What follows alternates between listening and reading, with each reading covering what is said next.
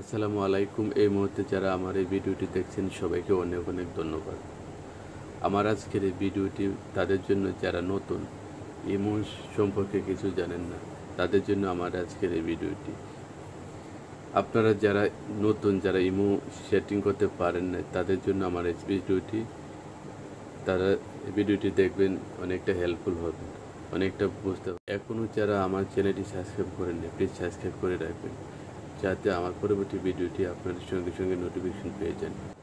তাহলে আসুন দেখা যাক মোবাইলে ইমো ডাউনলোড করে কিভাবে সেটিং করা হয়।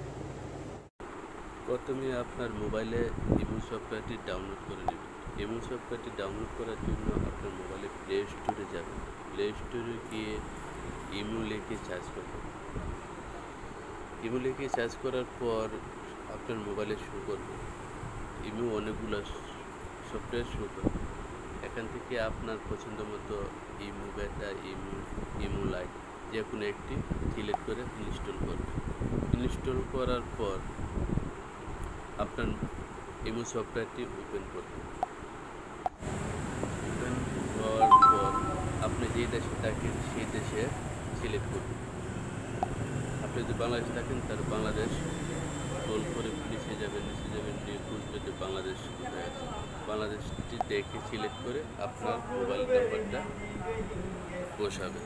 মোবাইলের নাম্বারটি বসানোর পর সামনে দেখতে পাচ্ছেন রাইট বাটন আছে, রাইট বাটনে আপনি ক্লিক করবেন। ক্লিক করার পর আপনার মোবাইলে একটি মেসেজ যাবে ভেরিফিকেশন।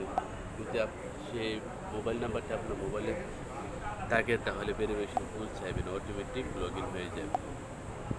আমার এই ভিডিওটি দেখে যদি আপনার এতটুকু উপকারে আসে তাহলে আপনার কাছে আমার একটাই দাবি, প্লিজ সাবস্ক্রাইব করবেন, লাইক করবেন, শেয়ার করবেন।